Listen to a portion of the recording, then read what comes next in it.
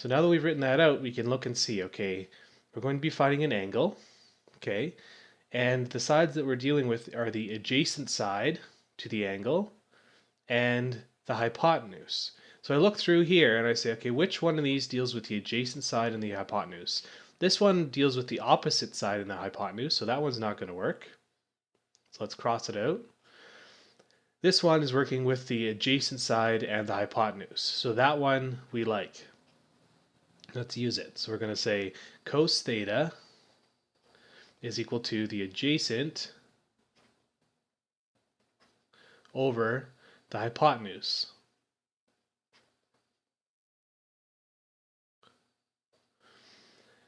Which I usually just write as a over h, because those are long words to write, and why write them when we can just use the letters? So what we're going to do is write cos theta is equal to the adjacent over the hypotenuse, and then cos theta, and let's see, theta we're using is 67 degrees, is equal to the adjacent 23.8 over, and our hypotenuse is just x. That's the one we're trying to find. So I just write it like this. And then all we have to do is use algebra to solve for x. So what we're going to do is get x out of the bottom. So we're going to multiply each side by x so that this cancels out. So we're going to get x cos of 67 degrees is equal to 23.8. And then we divide by cos of 67 degrees. So that cancels out. We got to do the same thing on the other side. Cos of 67 degrees. So then we get x is equal to, and what you're going to do is put this in your calculator. So you have a cos button. So you're going to say cos of 67. So what I do is 23.8 divided by, and then in my calculator, I'd probably put brackets around this whole thing, and then I'd say cos of 67.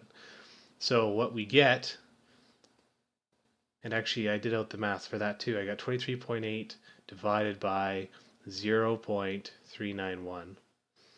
So our final answer for x is going to equal, because these cancel out, right? So it's just x is equal to this whole side. So x is equal to 60.9. So our hypotenuse length is actually 60.9. Now let's do another example. So we'll get our triangle. So this example, we're going to be finding theta. And we have two sides. We have 8.3. When I move this. So we're finding theta. And we have this side 8.3, and we have this side 11.9. So if we're finding theta, every time I see these questions, I just write out SOHCAHTOA, because it gives us all the formulas we're going to use. So SOHCAHTOA. Now let's take a look. So there's our angle. So we're going to be dealing with the opposite side and the adjacent side to this angle. So let's take a look. Opposite and hypotenuse, that one's not going to work for us. This one deals with the adjacent and the hypotenuse, not going to work for us. So then it's this one, right? The opposite and the adjacent. So that one's good. So let's do it. So tan theta is equal to the opposite over the adjacent.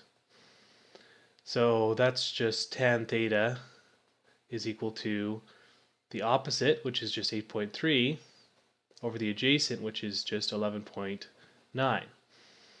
Now, what we need to do is we need to get the theta by itself. We're not looking for tan theta, we're just looking for theta. So in your calculator, if you press second function, and then usually it's right above the tan button, so you'd press second, and then you'd press tan, so that you'd see a symbol like this, tan to the -1.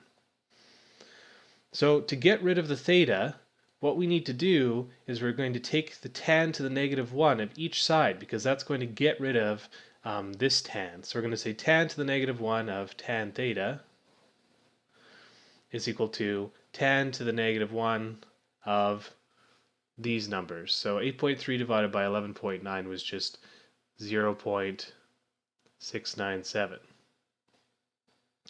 So if we take the tan to the negative 1 of tan theta, that cancels out both the tans. So we just have theta is equal to, and then you're going to press in your calculator, tan to the negative 1 of 0.697, and that's going to be 35 degrees. Now, every single one of these questions can just be solved by looking at SOHCAHTOA, figuring out which one to use, and then just solving for whichever of the three things you don't have.